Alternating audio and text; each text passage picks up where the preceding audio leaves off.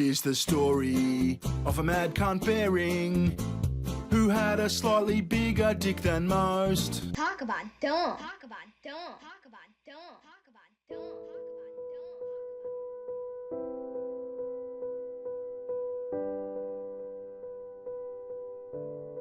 Talk about don't.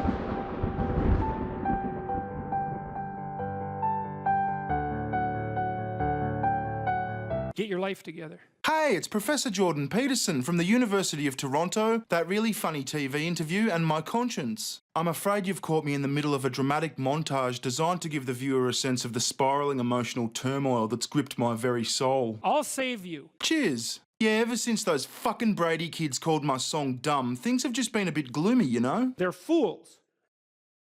Hey, you know what? They are fools. Fuck them. Interrupting my video like a bunch of fools. I can't even remember what I was going to talk about now. If you're offering something... Oh, that's right, I was offering something. I was offering 20% off this fetching Bearing Bunch apparel for the next week. That should have been edited out. Yeah, fair enough. The Bearing Bunch, the Bearing Bunch. That's the way I became a hairy cunt.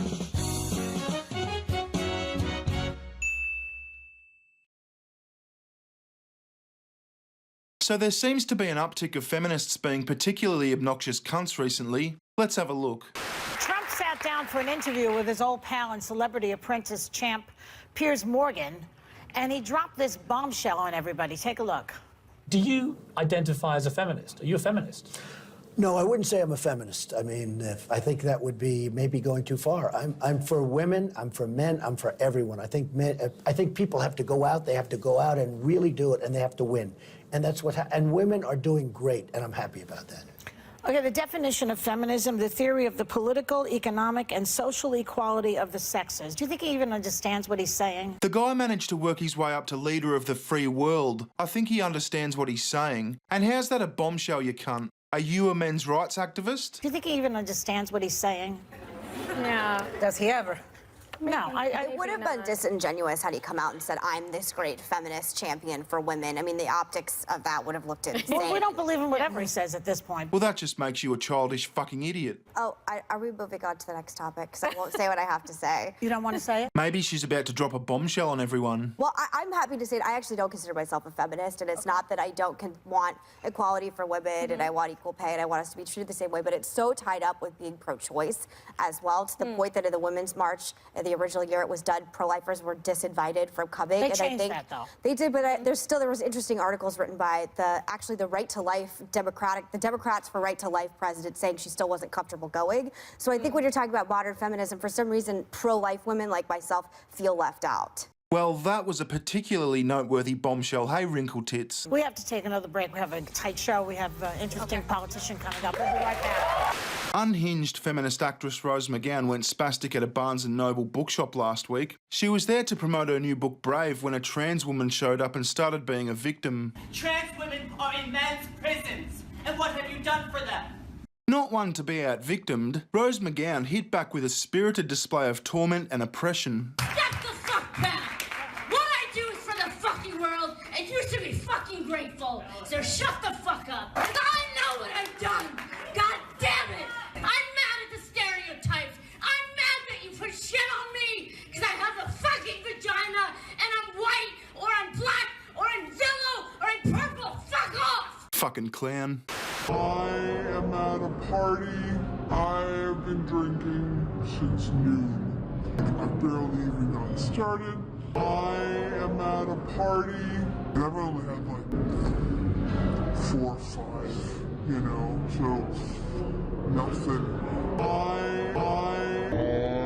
am at a party. I know how these parties get because I've been to a few of them, you know, so nothing. Canada's soy boy male feminist Prime Minister recently did a series of town hall style meetings where he had the opportunity to interact directly with the audience. We came here today to ask you to also look into the policies that religious charitable organizations have in our legislation so that it can also be changed, because maternal love is the love that's going to change the future of mankind. So we'd like you to look into we that. like to say people kind, not necessarily mankind, because it's more inclusive. There we go, exactly. Yes, thank you. We can all learn from each other. Who the fuck are these people cheering him on? Don't encourage him. Look, he thinks he was being pretty smooth in the moment. We can all learn from each other. He must have realised how much of a shit cunt tofu burger thing to say it was, because later on he tried to pass it off as a bad joke. You all know that I don't necessarily have the best of track records on jokes. I made a dumb joke a few days ago that seems to have gone a little viral. Yeah, it went a little viral, in the same way Freddie Mercury got a little AIDS. So breastfeeding isn't exactly natural. It doesn't come naturally to women. Well, I mean, it's objectifying women, so that's always been a crime, to objectify women, not seeing them as intelligent creatures, intelligent people that they are. Women need to feel more empowered because women are powerful and they need to feel more empowered, and I think thanks to Me Too and for these type of stories, women will know, you know what, I'm not going to let that happen to me, I'm going to speak up. So we definitely have a problem with men in this country. Men are committing the murders. So men and women are exactly the same. You can transition from one to the other by snapping your fingers, and everyone has to believe that that's real. But they're totally different, which is true. Women are better, unfortunately. Vulgarity and rudeness are feminist victories. So if a woman, like, took her Cheeto paste and rubbed it through her hair, or belched at the table, those would be feminist victories, right? A feminist victory would be being women allowed to do what men do with their Doritos. So if men are licking their fingers, then women should be allowed to do so as well. Well, why do you get to be gross and we can't be gross? I can't argue that. That's completely fair. And you know what? In the spirit of intersectionality, I think there might be an inclusive way for us both to be gross at the same time.